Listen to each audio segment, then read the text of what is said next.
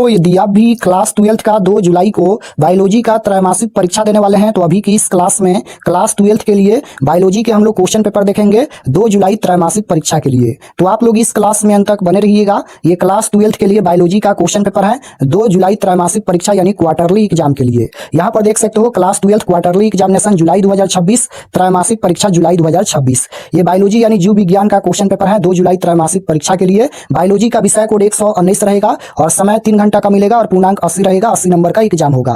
तो सबसे पहले पेपर में खंड अ मिलेगा, सेक्शन ए में आपसे ऑब्जेक्टिव क्वेश्चन पूछा जाएगा। 1 से लेकर 70 तक ऑब्जेक्टिव क्वेश्चन पूछा जाएगा। इनमें से किन्हीं 40 प्रश्नों के उत्तर देना है परीक्षा में। तो आइए पहला नंबर क्वेश्चन देखते हैं। फर्स्ट क्वेश्चन यहाँ पर पूछा गया है कि पुष्प के किस भाग से फल का विकास होता है। बताना है कि पुष्प के किस भाग से फल का विकास होता है। तो फर्स्ट क्वेश्चन का राइट आंसर हो जाएगा अंडाशय। Option number A right answer होगा। पुष्प के किस भाग से फल का विकास होता है तो अंडाशय से होता है। Option number A right answer. Question number 2 यहाँ पर पूछा गया है, निषेचन के बाद बीजांड किसमें विकसित होता है। निषेचन के बाद बीजांड किसमें विकसित होता है तो 2 का राइट आंसर हो जाएगा बीज। Option number A right answer. Question number 3 यहाँ पर पूछा गया है, 3 नंबर क्वेश्चन है कि त्रिसंलयन के पश्चात केंद्रीय कोशिका क्या बन जाती है। त्रिसंलयन के बाद यानी पश्चात बाद केंद्रीय कोशिका क्या बन जाती है तो इसका आंसर हो जाएगा प्राथमिक भ्रूणपोष कोशिका। Option number C right answer होगा। क्वेश्चन नंबर 4 यहाँ पर पूछा गया है कि एक ही प्रजाति के विभिन्न पौधों में परागण को क्या कहा जाता है। तो क्या कहा जाता है तो सजात पुष्पी परागण कहा जाता है। Right answer option number B हो जाएगा। क्वेश्चन नंबर 5 यहाँ पर पूछा गया है कि समानतः आवर्त बीजियों में भ्रूणपोष होता है तो राइट आंसर हो जाएगा त्रिगुणित। Option number C right answer. Question number 6 यहाँ पर पूछा गया है कि विकसित होते परागकणों को पोषण किस परत से मिलती है। विकसित होते परागकणों को पोषण जो है वह किस परत से मिलती है तो राइट आंसर हो जाएगा टेपिटम। ऑप्शन नंबर डी हो जाएगा टेपिटम।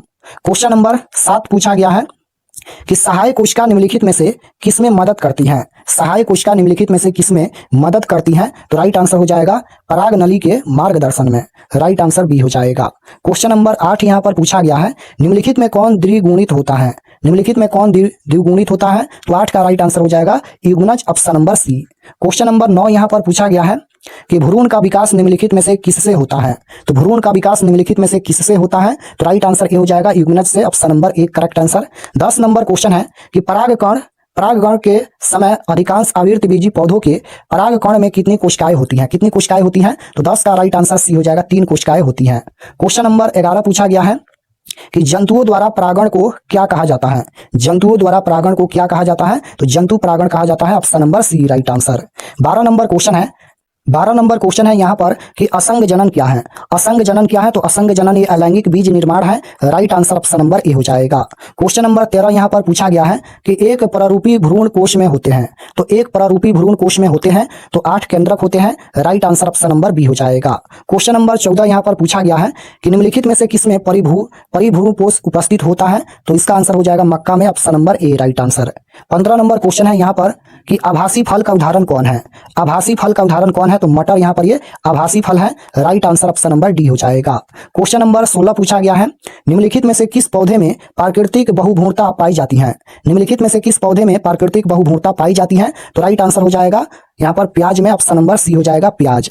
क्वेश्चन नंबर 17 पूछा गया है कि परागकण में किस कोशिका से 2 नर युग्मक बनते हैं तो राइट आंसर हो जाएगा जनन कोशिका। Option number B right answer हो जाएगा जनन कोशिका। क्वेश्चन नंबर 18 है, शुक्राणुओं के निर्माण की प्रक्रिया को क्या कहा जाता है। तो शुक्राणुओं के निर्माण की प्रक्रिया को क्या कहा जाता है तो शुक्र जनन कहा जाता है। Right answer option number B हो जाएगा। क्वेश्चन नंबर 19 पूछा गया है कि मानवों में समानतः निषेचन कहाँ होता है। तो मानवों में समानतः निषेचन कहाँ होता है तो डिंब वाहिनी में होता है। Right answer option number D हो जाएगा। 20 नंबर क्वेश्चन है कि किस हार्मोन से अंडोत्सर्ग प्रेरित होता है तो राइट आंसर हो जाएगा LH। Option number B. Question number 21 पूछा गया है यहाँ पर कि कॉपर ल्यूटियम सर्वाइव करता है तो ये हो जाएगा प्रोजेस्टेरोन को सर्वाइव करता है। Option number C right answer. 22 number question है कि मानव नर में टेस्टोस्टेरोन किस कोशिका द्वारा सर्वाइव होता है। कि मानव नर में टेस्टोस्टेरोन किस कोशिका द्वारा सर्वाइव होता है तो ये हो जाएगा लेडिंग कोशिका। Option number B right answer. Question number 23 पूछा गया है कि शुक्राणु का एक्रोसोम किससे भरपूर होता है तो 23 का राइट आंसर हो जाएगा enzyme. Option number B. Question number 24 पूछा गया है कि शुक्राणु जनन क्या है। शुक्राणु जनन क्या है तो बिल्कुल इसका आंसर हो जाएगा शुक्राणु प्रभुसु का शुक्राणु में रूपांतरण। राइट आंसर डी हो जाएगा। क्वेश्चन नंबर 25 पूछा गया है, मासिक धर्म के समय गर्भाशय की किस परत में चक्रीय परिवर्तन होता है? तो 25 का आंसर हो जाएगा एंडोमेट्रियम में, option number C right answer. Question number 26 पूछा गया है यहाँ पर, मासिक चक्र लगभग 50 वर्ष की आयु में बंद हो जाता है, इस स्थिति को क्या कहा जाता है? तो इस स्थिति को क्या कहा जाता है? तो menopause, option number B right answer. 27 number question है कि मानव शुक्राणु में कितने गुणसूत्र होते हैं? तो मानव शुक्राणु में 23 गुणसूत्र होते हैं, right answer option number A हो जाएगा। क्वेश्चन नंबर 28 है, अपरा किससे बनता है? अपरा किससे बनता है? तो ये हो जाएगा कोरियन और एंडोमेट्रियम से, option number A right answer. 29 number question है यहाँ पर कि गर्भावस्था की पुष्टि के लिए किस हार्मोन को जांचा जाता है? तो राइट आंसर हो जाएगा HCG, option number B right answer HCG। Question number 30 यहाँ पर पूछा गया है, शुक्राणु के किस भाग से गतिशीलता के लिए ऊर्जा मिलती है? शुक्राणु के किस भाग से गतिशीलता के लिए ऊर्जा मिलती है? तो बिल्कुल इसका आंसर हो जाएगा मध्य भाग से, option number C right answer. Question number 31 यहाँ पर पूछा गया है कि अंड जनन के दौरान एक प्राथमिक अंडक से कितने अंडाणु बनते हैं? तो राइट आंसर हो जाएगा एक, option number A right answer. 32 number question है यहाँ पर, 32 नंबर क्वेश्चन है कि गर्भधारणा के कितने महीने माह के बाद भ्रूण के हृदय का निर्माण होता है? तो राइट आंसर हो जाएगा 2 महीने, option number B right answer. Question number 33 पूछा गया है कि गर्भाशय में भ्रूण किस अवस्था में आरोपित होता है? तो राइट आंसर हो जाएगा gastrula, option number D right answer. 34 number question है, निम्नलिखित में कौन हार्मोन अपरा द्वारा स्रावित नहीं होता है? तो 34 का राइट आंसर हो जाएगा FSH, option number D right answer. 35 number question है, मासिक धर्म चक्र कितने दिनों का होता है? तो 28 दिन का होता है, right answer B. Question number 36 है, दूध के निष्कासन के लिए उत्तरदायी हार्मोन कौन है? तो ये हो जाएगा prolactin, option number A right answer. Question number 37 पूछा गया है, भारत में राष्ट्रीय स्तर पर परिवार नियोजन कार्यक्रम कब शुरू किया गया था? तो 1965 में, option number C.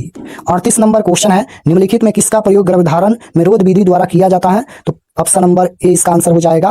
Question number 39 देखिएगा पूछा गया है, नसबंदी की प्रक्रिया वासेक्टोमी किसके लिए होती है? तो राइट आंसर हो जाएगा पुरुषों के लिए, option number B. 40 number question देखिए यहाँ पर पूछा गया है कि निम्न में कौन अनसंचारित रोग नहीं है? तो राइट आंसर हो जाएगा तपेदिक, ऑप्शन नंबर डी हो जाएगा तपेदिक। तो 40 प्रश्नों का ही उत्तर देना है, 40 क्वेश्चन हम बता दिए हैं। चलिए आपको बताते हैं कि ऑब्जेक्टिव सब्जेक्टिव कहाँ से डाउनलोड कर सकते हैं, और अगर आप लोग चैनल पर नए होंगे तो चैनल को जरूर सब्सक्राइब कर लेना, ताकि आने वाले नेक्स्ट क्लास आपके पास जरूर पहुंचे।